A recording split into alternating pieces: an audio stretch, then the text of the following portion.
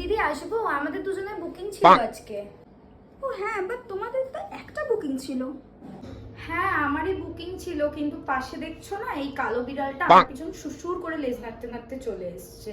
মায়ের আবার আদরের ভালো মেয়ে বলে কথা, না নিয়ে এলে তো আমাকেই আসতে দিত না। ওকে বসো।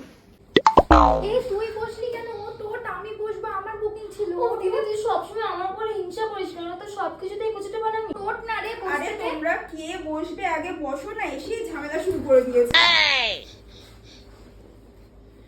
ওকে এই শাড়ি তো আমার, তুই কেন পরেছিস? কেন তুই এটা তো টাকা দিয়ে কিনেছিস? হ্যাঁ আমি কিনছি, আমার শাড়ি আমাকে দে। না দে।